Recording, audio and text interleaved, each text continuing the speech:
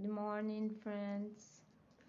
I'm here to talk about the last lives that you did. How I always like to do the lives in English, first in Portuguese, after in English, and after in Spanish for all of people for around the world. They can understand. They can have some news like you are having with the people that you are inviting. So today we are here to talk about the last two lives that you did. One was about antrozoology and another was about neuroscience with our inviters. So I will try to say to you, to explain to you uh, what you talked, what you learned, and what it's important to us in our discover in this way, in this new theory that is animal assist therapy. We know that it is a new science that make us, or this really is something very old that humanity used since Greece time. We used to have animals or have a pet, dogs, cats, or horses, and different kinds of animals that help us in our lives. We know the effect of these animals in our life. We didn't know exactly how this happened at this moment. We are studying, the sciences in the world are studying a lot about animal assist therapy and zootherapy. And there is so many studies in Portuguese, in English, in Spanish, in German, uh, with talking about the relationship between humans and animals. So we really know how much this promotes health, security, happiness, and another kind of feelings that you have. So uh, we are studying all these things. When we do these lives and we invite people to our lives, we create a community of engagement and promoting this new knowledge. So we are here to this exactly to talk about what's happened and to say to you in English now, to try to say the things that you talked about with these persons that came to us in the last month. So the first that we were talking about is about antrozoology, that Dr. Paula Calvo from Spain was great to introduce this technique and do this study for us. And she said that the study of interactions between humans and animals, anthrozoology theory is the study and of the interactions between humans and animals. Human social behavior, biomedical sciences, all of these are parts of anthrozoology. So the social behavior that are promoted since we humans are living or are connecting with the animals. Uh, the These kind of behaviors that you are studying now in the sciences and at the biomedical science. Biomedical science is able to study this anthrozoology. This is a theory that I took from one site. And Dr. Paula talked that, for example, dogs has genes. Dogs have genes correlated to humans. So it's like since a dog born, he's able to correlate with humans, and this is very easy to know, if easy to feel when you have a dog, a baby dog, or an adult dog, and you have a child. It's normal that this child connects very fast with this dog. It's normal that this child or these people can be very, very interesting with this dog, and this dog the same with the humans. So there is a connection, a natural connection between dogs and and humans that Dr. Paula Calvo said that are in the genes. So uh, we lived with the dogs for centuries. So it's normal that they have this correlation directly in their genes. So they was born with this ability to connect with humans. And I particularly think that this ability of sorry, correlation is not only for the dogs, for the cats, for the horses, maybe for the pigs too. So these animals, since they correlate with humans for thousands of years, they are able to take this correlation directly with humans, since they was born close to them. For example, if a dog was born at a white, they will have a little bit difficult to start this correlation. It's the same for a horse that was born at the wild, at the nature, or a horse that was born at the bar close to us. So I think that this correlation is more close. This bond is made more easy when they born close to us. They live close to us since they are a child. They are babies. Other thing that she talked is how important. Sorry. Uh, that these connections of the animals make with humans neurological and physiological has reactions. So we know that these studies today are a lot of directly correlation, the happiness, how people can feel good, can feel better when they live together with the animals, and they do this relationship with a horse, with a dog, with a cat, with a pig, no matter which type of there are people that connect with snakes, with other type, different chameleons, different type of animals. So this correlation between humans and these animals is make us able make us able to produce hormones, and these hormones are oxytocin, serotonin, hormones that contribute to our happiness, to our relaxation, to our emotions. And when I'm talking about a relaxing,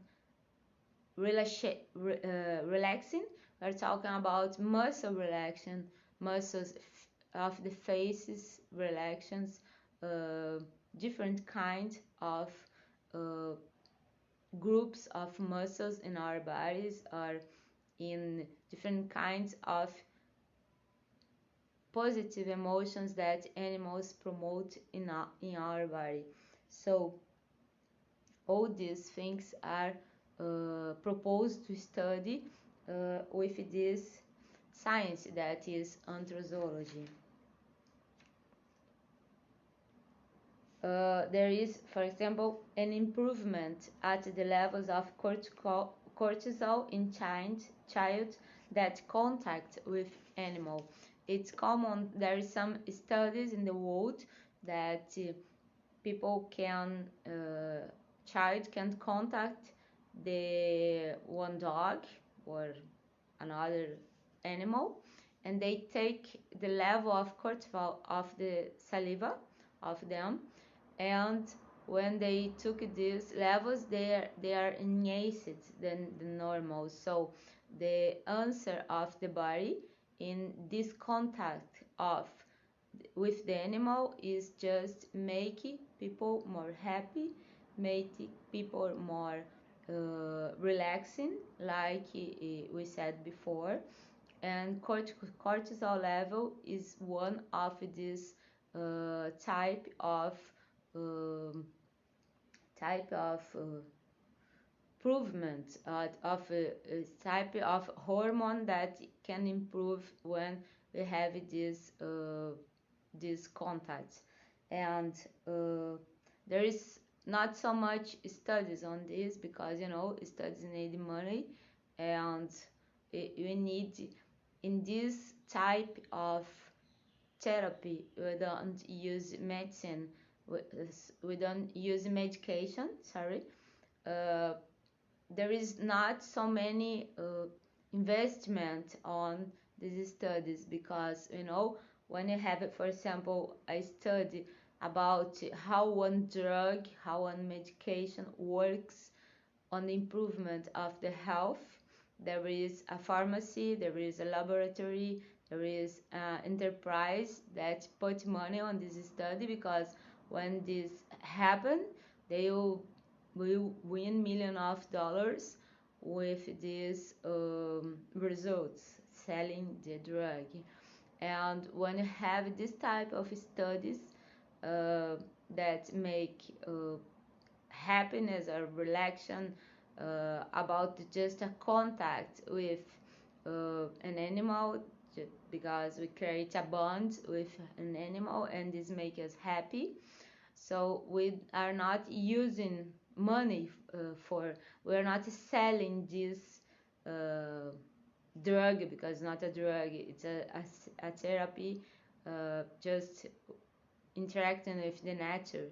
So uh, I'm talking this because it's important that we create, this is my opinion, we create some institutions that can make this study, that can have money for governmental, for non-governmental, for people that is coming for other countries, or engage with this politics, with this type of studies, and for we prove how this therapies works, because we need much more people doing this natural therapy that is just having contact with the animals, with other species, the interspecies contact. This is very, very important in our society, especially now if you are talking about COVID time, that a lot of people is having a dog, a pet, a cat, or a rat in home with them, because people it's difficult to have social interactions on this moment. uh, we don't we, a lot of people are not going to work on their job station, they're working on home, or there are a lot of sometimes are so sad, so depressive for that, because they are not having the social contact, the social interaction. So in my point of view, it's very important that you create this consciousness about how much you can do with this possibility of these new studies, so uh, we can have this money, we can have people that send money for these institutions to do these studies. So with Dr. Paula Calvo she talked about how important is formed and educate health professionals with the knowledge of the importance of animals in human health. So it's was what you are talking about. We have a lot of possibilities to these people, these animals, to help us. And this happened for many years. We do this a lot in our lives. Every time when you go to see a dog, a horse, when you touch a cat, when we just say hello to a dog on the street, we are doing connections with these animals. And these connections make us much better, make our levels of cortisol increase, our levels of hormones that make us in stressful moments decrease. So we are just taken back to the nature. In my opinion, is that you're doing. We are back into the nature, to live more close to the animals, and to let this happiness that occurs to us directly coming from this relationship. So, how Dr. Paula said, it's very important that you create this conscience of mind that animals make people more happy. Animals treat people.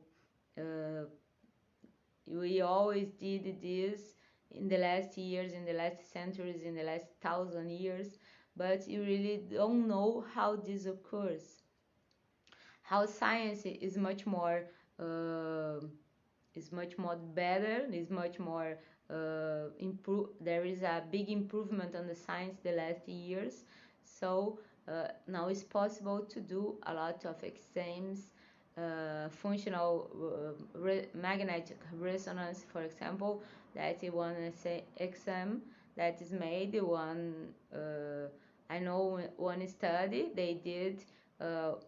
Mothers seeing a picture of their child with a dog, for example. This was one study.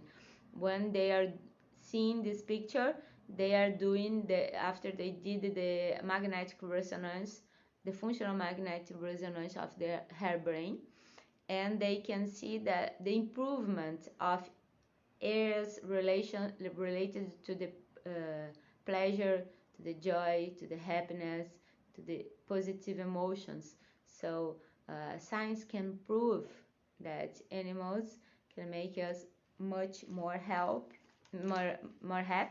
So it's very important that you start to do more studies, and we start to do that more people, more health professionals are have this knowledge, have this practice, can able to use this practice with their patients. So we talked too about the abandoned animals that occur in all the world. You don't think that only here in Brazil or only South America that people abandon the animals. No, you can see this if you watch the TV. You can see this in the United States. You can see this in Europe. She is from Europe. She lives in Europe, and she said that this happened there too. So this is independently of the financial position or situation of this family or this person. This is directly correlated with the bonds connection, the bonds created between the people, that person, and that animal, because that bond, that relation with this animal sometimes is very light and is breaked with just a little thing, like the dog stay a little sick, or people will move, live in another city, so they don't want more this dog or cat or other type of animal, so they abandon this animal. No, this happened in all the world with people that have difficulty to connection, to create bond with this not these animals. They have difficulty to create bonds and the relationships with the others, with humans between the same species, or with animals, with dogs, with cats, with the other type of pet they have.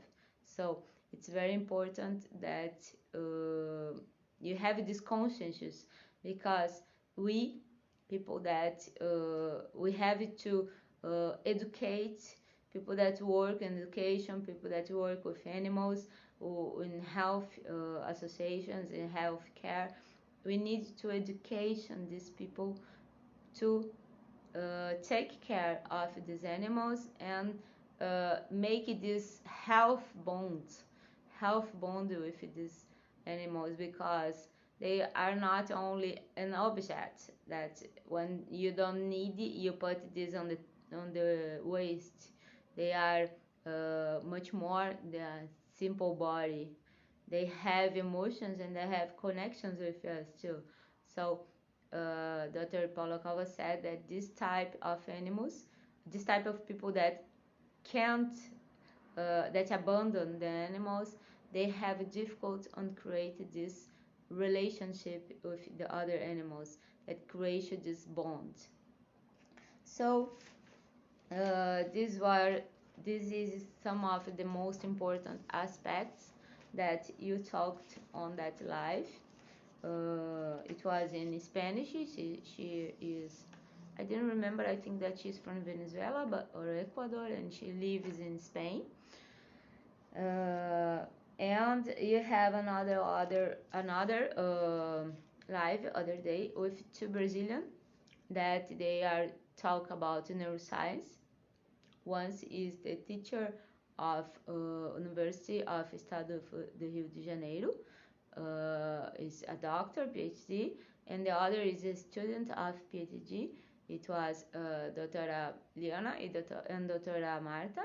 So she talked about neuroscience and the importance of neuroscience on this aspect of animal assist therapy or zootherapy. So we'll try to talk a little bit about we talked on this live. So what's neuroscience? I am reading a book that the name is the new unconscious, and so I talked before the improvement of the science, the technology make us to have much more best exams, best forms of study the body, the universe, and all the things. So, for example, the magnetic resonance that you talk about is possible to make some studies at the moment. So you are doing something, you are feeling something, and when you do this magnetic resonance the functional magnetic resonance is the name of the exam. So when you are doing the functional magnetic resonance after see something, you can diagnose the areas of the brain that are working. So after these exams and these studies, the scientists are able to create new theories. This book talks about the new unconscious, and I took one theory of neuroscience of this book that I read for you now. The role of amygdala. Amygdala, you know, that is the part of the brain that's responsible for the emotions. The role of amygdala in the experiences and consequences of fear interactions among unconditional fear stimuli, conscious expectations, memory systems, perception, and physiological fear and responses. So this is one part, for example, that neuroscience studies the role of amygdala, or how important how amygdala are able to create or evaluate all these conditions that you talk about. And now neuroscience, how said Dr. Liana, is the science that study the central nervous systems, study the medulla, study the medulla, study the nervous, study the hormones directly correlated with these interactions, with with the work of the central nervous systems. So neuroscience is a discipline since the last siglo, she said, siglo 20, but Egyptians studied neuroscience, but like how we have now the range that you have now, it was bring to us only at the 20 siglo. So the importance of neuroscience in animal assist therapy is just study how things happen on our body. How we are talking about antrozoology. Antrozoology study the relations between humans and animals and how they affect us, how we produce positive emotions and positive situations on us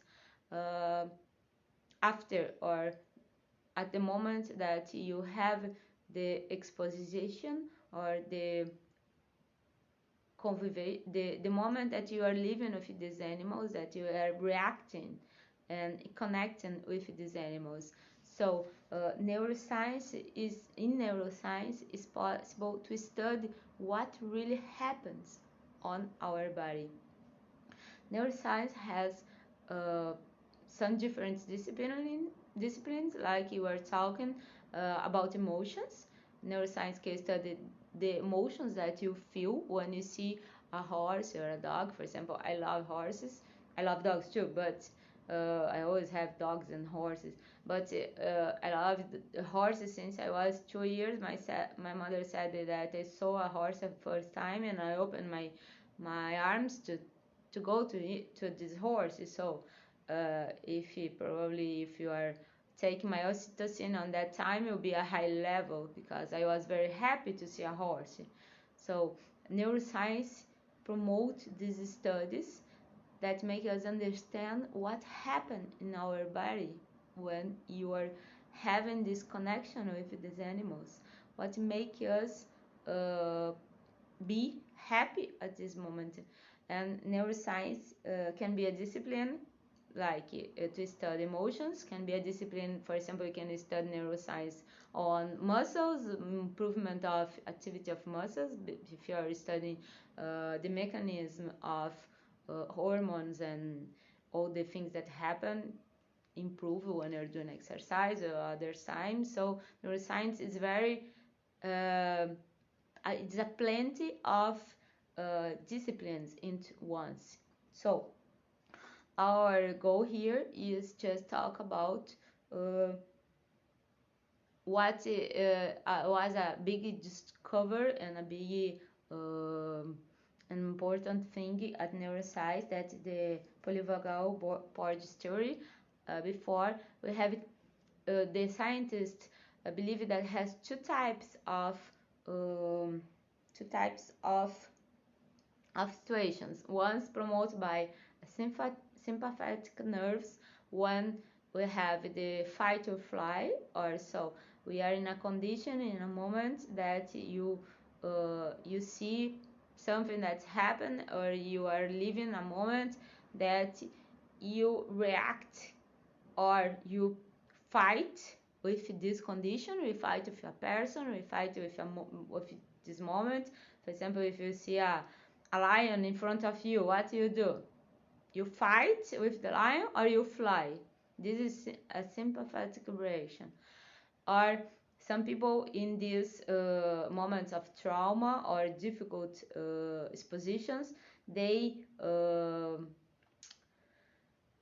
freeze. So when you freeze, this is a part of the parasympathetic nervous system. So people that freeze, people that feel like nauseous, nauseous, feel like your muscles feel like relaxation so much that they will almost fall down. They sometimes freeze. They don't know what's happened. They don't know what they do. Or if they are in the front of the line, for probably they will be eaten. They will be the next meat of this lion. So this is the second condition. There is a third condition that is polyvagal theory of Porges that talk about auto-regulation. Before here, yesterday and other days, I was listen one video by Dr. Greg Bradin. If you have the opportunity to see their videos, please go there because at the YouTube, he's an amazing scientist in the United States, and he was talking about exactly this, the ability that you have, the auto-regulation. So the ability that our body have to regulate ourselves. So the Porges theory occurs because when we do this, all the things of course is unconscious. We use the nerve that goes to the pulmonary area. So relating this situation with group breathing talk, when for example you are anxious or you are nervous, you can breathe, you can put your hand, there is a technique for an institute in the United States, you can put your hand on your heart and you can just breathe. So when you are just breathing, you are doing a stimulation of this polyvagal nerve auto-regulation, nerve stimulus. So this Porges theory. So you are using this emotion, your moment emotion, to auto-regulate your body. So you breathe and you think that you are inhalate. When you are exhalate, you do that you exhalate in your fears. When you inhalate your happiness or your power. You think about one emotion that you want to have. So this is one condition of auto-regulation. The Porges theory is one condition of auto-regulation. So sorry, I did other talk about, because I really would like to talk about the Greek breathing, because some people know him, some people didn't, and if you like neuroscience, if you like to learn things, interesting things, I think that is a very good option. So what she talked about is exactly for this theory. When you feel secure, you have the possibility to create more relationship with the others. For example, you are working with a child with some special problems, with a Down child, with autism child, or other child that have difficult to connect with others. When you use the animals, is on the venue, this animal will make this special bond that you see there in anthropology. So this special bond, this connection with this animal, this pet, this dog, this horse, this pony, this cat, and this child, will make more easy the possibility of this therapeuts that is in this venue work on this child, because this type of child are normally very difficult to treat, very difficult to interact, and the animals make like a bridge. The animals make like a bridge between this interaction with human-animal interaction, even woman, women, sorry, woman-animal interactions, woman-animal bonds, and this make more easy the treatment. This child will be opened to receive this treatment. This exactly is our the animals make. I'm doing like a resume because they like a lot of technical things. I will try to read some that I note after, but I understand the most important thing is that the bridge, the connection that the animals make with humans, and what this connection make us to be better. I feel like that because uh, for many years I saw people riding horse, and I talk, why you are here riding horse? It's a very beautiful sun. We should be at the beach. We should be doing another thing with our family or something very different. And people are there, are riding horses or are contacting with animals. Why? Probably because this ability promoted by the relation between animals and humans that make us easier connection to others, and this easier connection to others make the treatment more accept, make the treatment work better. This is what I saw when I when our practice, when we have pony to the child here in Brazil at the Hospital Federal of Lagoon, and when you see it's possible the child when brush the pony, when touch the animal, they feel more comfortable, and like they opened opportunities, possibilities to have a better treatment. And this was what our invitators talked about, because uh, this the animals have the system program in their genes that connect with the humans, and body connect direct to the heart to feel secure. So people need to be secure, to have no fear. And for this happened, the animals is very important. The animals is very important to make this relation between uh, fear, security.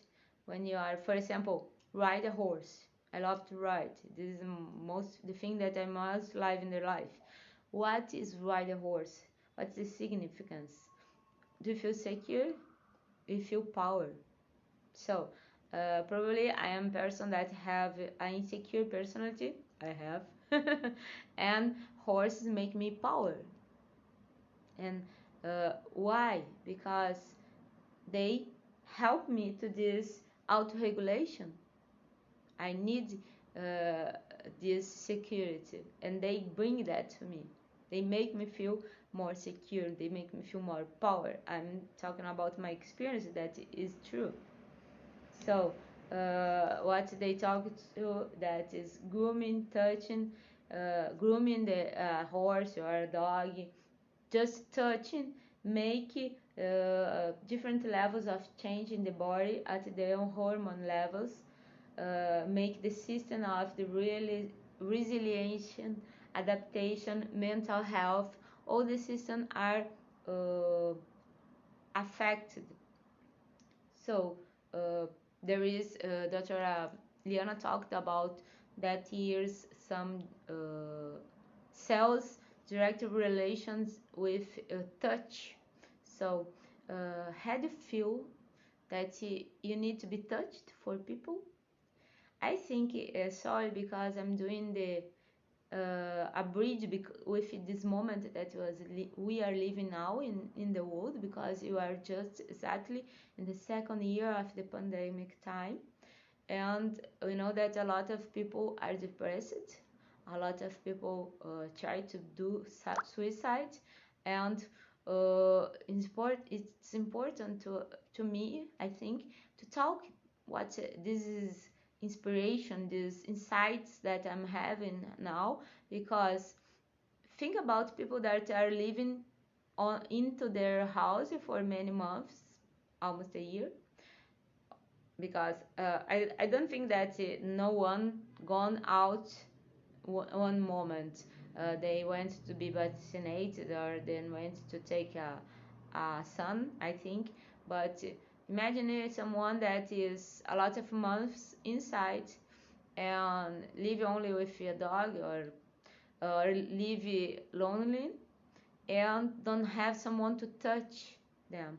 Or sometimes you have a family, you are a mother, you are a sister, or you have someone and you don't are being touching. So there is genes that are activate when we are touching, and this absence of touching make us unhappy. So when these children or this younger or this adult that suffered a trauma or that live in a depression goes to a place where they can groom an animal or they can touch an animal, they are activating these genes. They are making these genes working in promoting a series of probably oxytocin and serotonin hormones that make us happy, that are indicators that you are happy, you are relaxed, you are enjoy. So it's very important that we improve uh, our ability to touch the others. Don't worry, take a alcohol gel with you, talk with your friend, touch your friend, and after you put alcohol gel in your hands. Or you can do other things. The coronavirus doesn't resist to a lipidic portion, lipidic camada, I don't know in English. So if you put a oil in your hands, an oil or a cream for the hydration, you just go out and talk to your friends, and if they have a coronavirus there, they will die. And so after you use alcohol gel, so don't be afraid. You need to touch people, you need to touch the animals, you need to activate these genes, these cells that are making for receiving affecting, because you are social. Humans are very social, like a lot of animals. So we need this touching, we need this contact with the others. So another thing that they talk about, let me see, physiologic changes. So they talk about the physiological changes in times of fight or flight, the question of adrenaline, noradrenaline, and all the hormones. Fight or flight is the system responsible for our stress, our stress life. And this is very important because people can be stressful all the time. This is the question of the subconscious. This is the reason why I'm reading a book about that, because I want to learn. Because I myself, I was stressful for a long time, and my subconscious still work at automatic way on this venue. So I'm trying to change. I'm educating myself to change this automatic way that I educate myself for a long time when working. So physiological changes that happen in our time or fight or flight is the reason I talk about. Stress is the time or fight or flight. So when you are in stress, when you need an animal, you need to touch an animal, you need to live with an animal, if you have a pet, if you have a bird, of course, free. If you have a dog or a cat or a pig, it's important that you have an animal to correlate, to create this bond. They talk about the facial expressions, how much facial expressions are important for our connections, for our relations. Social connections are made by facial expressions, and really it's very important because You see people, when people arrive in a place with like they are smiling, they receive better. If people arrive in a place with like closed face, like angry, like worried, they are not so well received. It's very important to see, because communication is only 30% of the communications. It's what I'm talking to you. It's what I'm saying to you. The 70% of the communication is my gestures, my movements, my face, and all the things that you can transmit to the others by what you're facing. So how much they talk about how much the social interaction is made about the facial expressions that can talk about a lot about emotions. So that is facial expressions, and the animals in this case can make this bridge. They can make this connection better between humans and patients. Humans and between the animals can make a better connection between human therapists and patients, because in this case, especially in persons that have trauma, uh, sometimes people that have trauma, they are like closed on a egg shape, not egg, it's like a egg, the form of egg, but like an iron egg shape, and they be in this connection, in this they can have a lot of difficulty to connect with others. So it's very important that question when you are discovering how much important are the animals to create this bond, this relation, this interaction between people and their therapists. So this is like in theory, like the animals are the bridge. There is an study, I think that is one of the principal studies about animal assist therapy or zootherapy, that talk about the name is zootherapy, magic or medicine. So what really is that? At this time, that this improve the connection between this create bond relationship and between animals and interspecies animals and humans, and this make a better possibility to the therapist to introduce some technique to make some uh, possibility of treatment on this person. Okay, but this animal to make a work on the treatment. Yes, like for example, I talked about the horse. Horse make us more brave, make us more powerful, make us more secure, because we have to do things that sometimes some people don't imagine they do, for ride a horse, for example. So I think that I know there is a lot of things that we talk about, how the importance and how much studies are needed to discover and to explain special more things.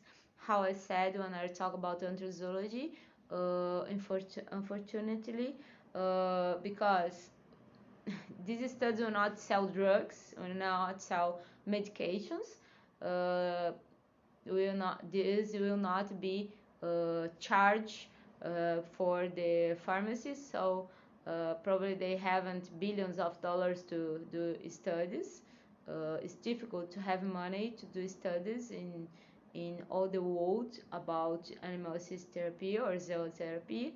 So I think that is very important that you create associations, you create groups of interest, people with the same interests, to have money, to found money for we do these types of research.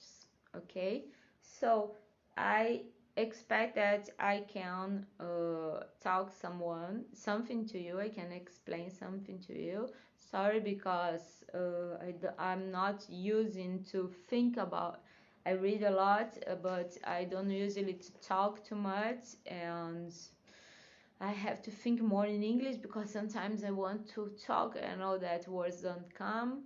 But I'm doing here a little practice, and I am very helpful for you that came here to listen. And there is a little plane here in the finish of this. You took this plane and you send this video to people that you know that are interested in this theme, and I'm very thank you that you are here, and I hope that you have a wonderful time in your life. Thank you very much, and I see you after. Bye bye.